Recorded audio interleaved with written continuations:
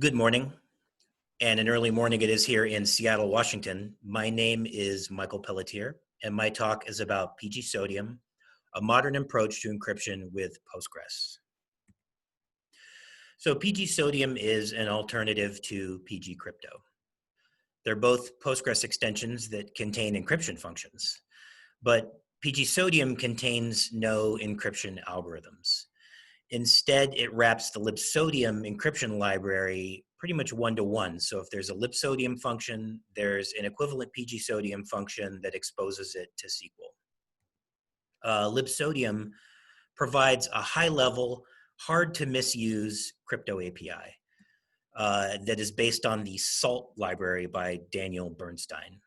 And Pgsodium provides a lot of interesting features like crypto random numbers, random byte buffers, shared secret encryption, public key encryption, signing, authentication, including with additional data, streaming encryption, key exchange, key derivation, integration with key management services, and more. I'm going to go through some of those examples here. Some of the key features of Pgsodium are that it uses multi-layered role-based access to its symmetric encryption functions. What this allows is a symmetric keyless mode that internally uses keys that are derived by ID. They're derived from a key that is stored in the Postgres process, unavailable to SQL. The least privileged Pgsodium role can never use raw byte keys. It can only access keys by ID.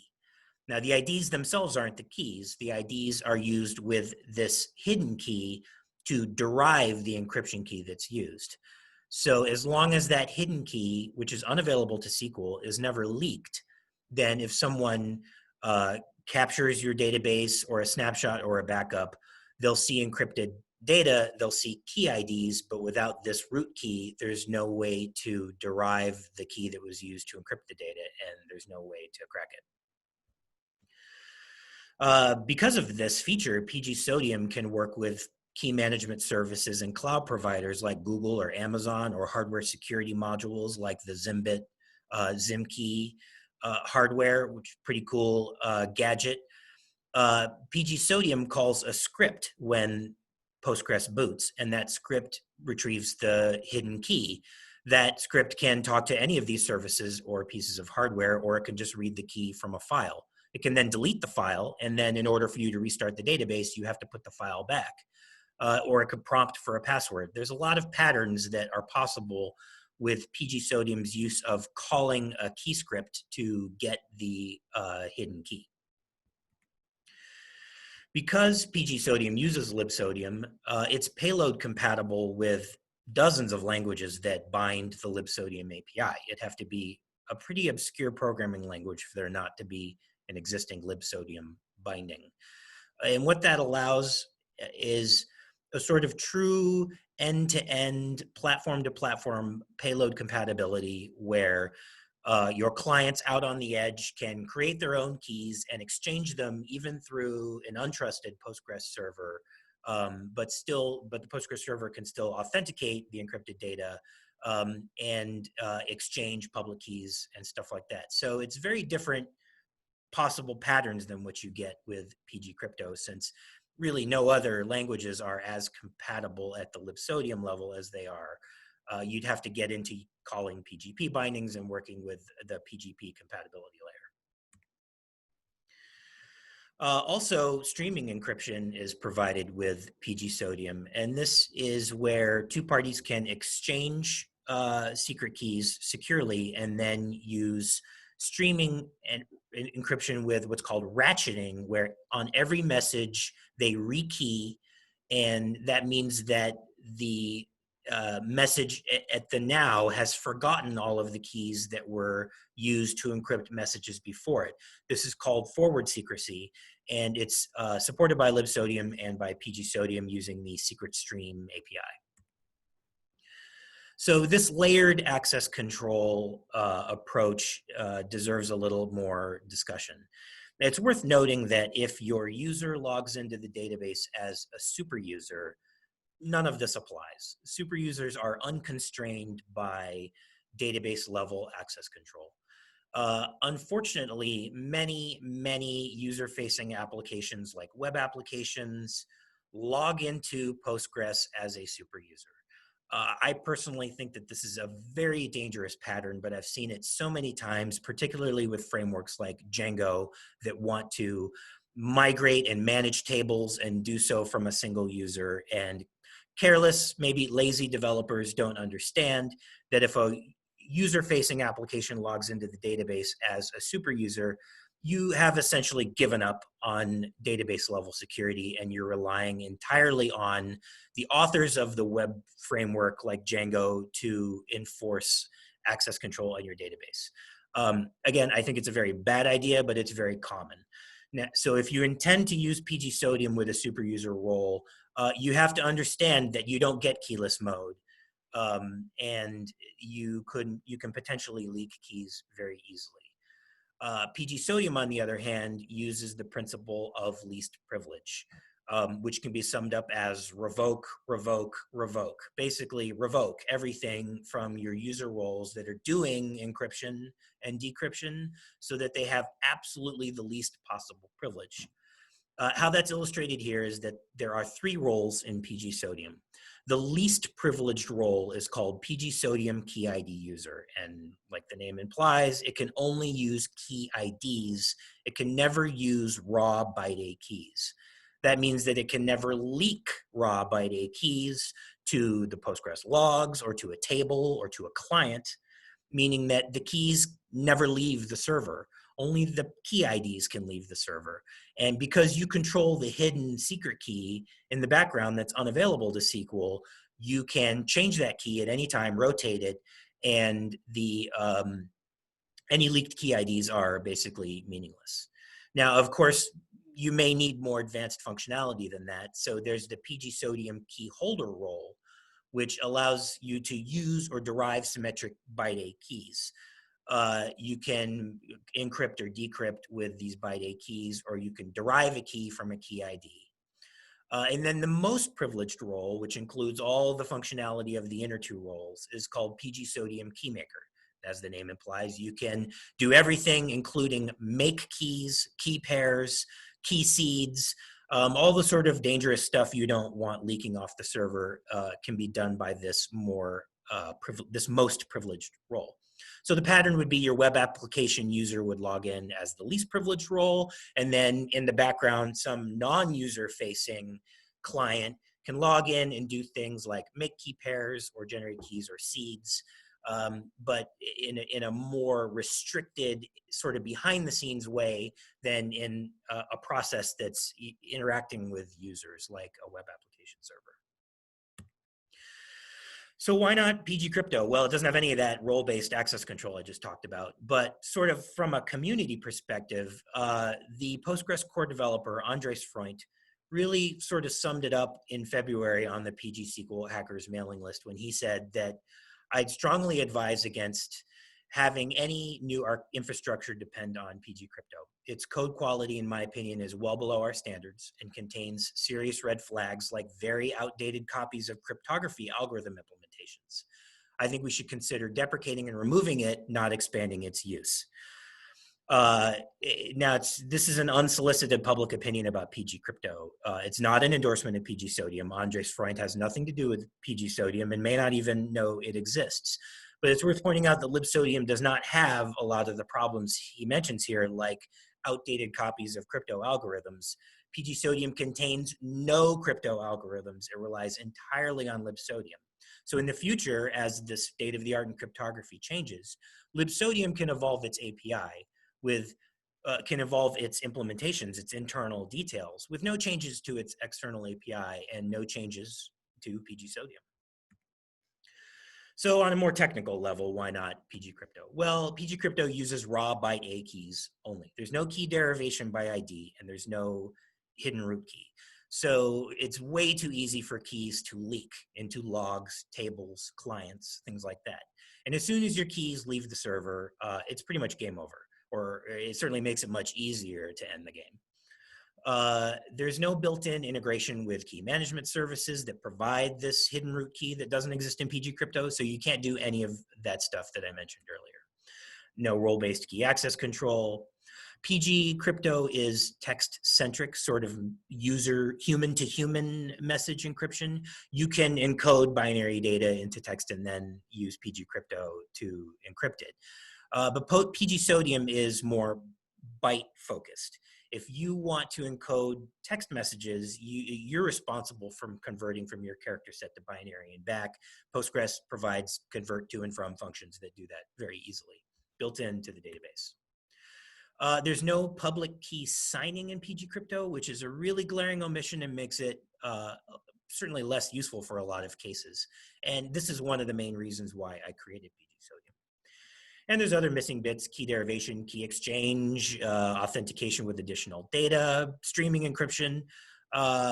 There's a lot that pgcrypto does not support and that OpenPGP does not support, like perfect forward secrecy, and probably never will. And so if you continue to use pgcrypto, you'll never get those features. So why not pgsodium? Let's be fair, it's only 4 years old. pgcrypto is probably 30 years old, if for all I know. It's definitely very well established, and pgsodium is not. Pgsodium does not come built into Postgres like pgcrypto does. So there's not nearly as many users or deployments or eyeballs. On the flip side of that, there may be a lot of cavalier usage of pgcrypto that's not really that safe. Pgsodium is not available on any cloud-managed Postgres servers, Amazon, RDS, Google. No one ships pgsodium into their managed Postgres database product yet. There's no backwards compatibility with pgcrypto. There'll never be pgcrypto functions that are backed by libsodium instead. The APIs are just too wildly different. The PGP approach is just too different from libsodium's approach for that ever to be possible or secure. And pgsodium has a low bus factor. That's the number of people that are hit by a bus to stop an open source project. In this case, the number is just a little over 1. So I'm looking out for any buses around here, don't worry. So let's go right into an example of secret key encryption. In libsodium, this is called crypto secret box. This is also often called symmetric or shared secret encryption, where both parties share the secret and have exchanged the secret before they use the API. So also these examples here are shown using the pSQL client-side variables with /gset. Basically, it's just setting a variable in the pSQL client. These examples I cut and pasted from Pgsodium's pgtap tests, which use pSQL. So I've cleaned them up for presentation purposes, but there's still some pSQL remnants here, and I hope it's not too confusing. The upside of that is that if you go look at Pgsodium's tests, they use pgtap. They're all written in SQL. They're very easy to adapt to your own applications, and there's complete test coverage for the whole API. So you can see here that a key is generated and what's called a nonce. The key and the nonce are then exchanged by both parties somehow. Remember, this is called shared secret encryption, so they have to share that knowledge in advance. But then it's quite easy. One party calls secret box with a secret message and the nonce and the key, and then the result, this secret box variable, is the encrypted payload, the ciphertext. Then the other party is transmitted that ciphertext, and they use the same shared nonce and key to decrypt the ciphertext into plain text. And here's an example of showing the keyless mode of operation. So here, there's an actual byte A key that's passed to secret box. But that has the problem that it may leak. So instead, if you use the least privileged Pgsodium key ID user role, you don't pass a byte A key, you pass an integer. Here, the integer is 42. There's an additional argument not shown here called context, which is an 8-byte array that defines the context that these key IDs are generated into. So not only do you get an assigned bigint, Postgres bigint key space, so 2 to the 63 minus 1 possible key IDs, you have that much per context, which is 8 bytes unsigned. So 2 to the 64 possible contexts. So there's 2 to the 63 minus 1 key IDs in 2 to the 64 contexts, which is probably enough key IDs to address every proton in the visible universe. So you're not going to run out of key IDs anytime soon. Public key encryption with CryptoBox is similar. You create a nonce that's shared, but then you create key pairs between 2 parties. Now, the intent here is that Bob creates his key pair in one process and Alice creates her key pair in another. They're shown in the same script here because it came from a PG tap test. But the reality is different parties will generate their own key pairs and then only exchange public keys, never secret keys. Now, also, there's no key derivation API for public key encryption. That would sort of defeat the purpose if secret keys were derivable. While you can certainly do that with Libsodium and Pgsodium, it's not recommended, right? You don't want secret keys to be derivable or generated in some central location. So Bob and Alice generate their key pairs separately. They exchange public keys. And now Alice can send Bob a message, "Hi, Bob," with the nonce, his public key and her secret key. Now, box contains the encrypted payload. Then she sends that ciphertext to Bob, who calls box open with the nonce and Alice's public key, but his secret key. And that secret key is the key to Bob's public key padlock that can open the box so that he can see the unencrypted plaintext. There's also a feature called anonymous sealed boxes, where you can essentially create a box with someone's public address without providing your secret key. A key pair is ephemerally generated. So when Bob opens the box with his public and secret keys, he knows that the message is authentic, but doesn't know who sent the message. Public signing with CryptoSign is pretty straightforward. You create a key pair, you sign content with the secret, and then you can verify that the content is authentic with the public key. Note, this isn't encryption, this is just authentication. Then there's key exchange. What this does is that public key encryption, is a little bit onerous because you have to exchange the nonce and some other stuff. So a better approach is that Bob and Alice create their key pairs, exchange their public keys, and then Bob and Alice both separately create session keys that then allow them to exchange messages quickly and more efficiently, or using streaming encryption. So Bob creates transmit and receive session keys, and Alice creates transmit and receive session keys. Bob uses the transmit key to encrypt or stream data to Alice, who uses her receive key to decrypt it, and then vice versa, she uses the transmit and Bob uses his receive. If you use this with the Libsodium streaming API, you can also use a feature called ratcheting, in which every message exchange regenerates a new key and forgets the old key. That's called forward secrecy. And it's a really important component of modern streaming encryption or end-to-end encryption, when you never want anyone to be able to decipher messages at the present, even if they've discovered keys that were used in the past. So we're going to go through a pretty simple example. This is an encrypted column in a table. This is a very common use case for pgcrypto and also Pgsodium.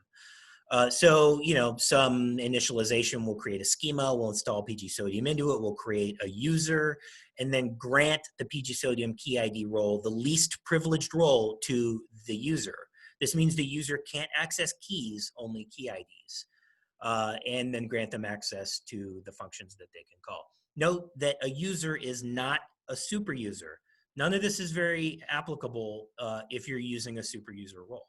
You can still use this pattern, but it's very easy to leak keys if your user can call any Pgsodium function.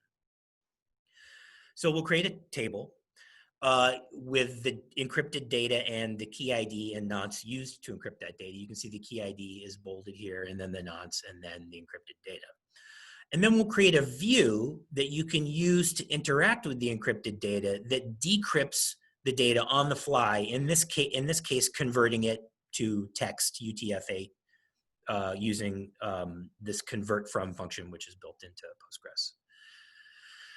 This way, when you select on the view, you get the unencrypted data from the encrypted table.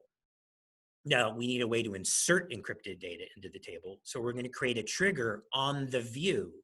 When you insert plain text into the view, the crypto secret box function is used to encrypt that data with the key ID, not the key, not the byte A key, but just the integer ID. The key, the hidden key in the Postgres process that is unavailable to SQL is used to actually encrypt the data. So you never have access to the key. It inserts the nonce, gets back the ID, updates the row with the encrypted data, and now that data gets written to the backing table. Remember, this is a trigger on a view, so the view just does the encryption functionality. You can see here that instead of inserting into the view, it executes that trigger.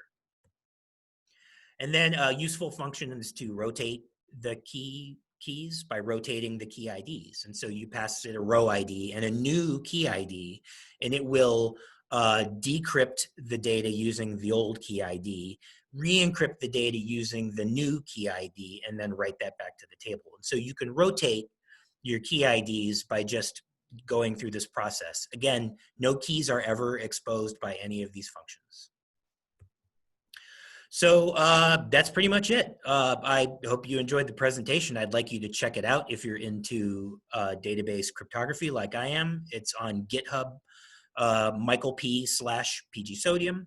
I just released 1.3.0 with the streaming encryption support and support for the KMS key loading scripts for Google, Amazon, hardware security module, that kind of stuff. Whatever script you want to write can be used to get the background key. There are some Jupyter Python notebooks on in my repository that contain example uses. There's the encrypted table example I showed in this talk, as well as an example of using the PG anonymizer module with Pgsodium to show anonymized or pseudo-anonymized data from encrypted tables without ever allowing the user to see unencrypted data. Examples using box and secret box. So please contribute if you're interested. I almost always accept pull requests. I certainly like pull requests that have tests and documentation. So just contact me at pelletier.michael@gmail.com if you have any questions or you'd like to reach out and help. Thank you very much.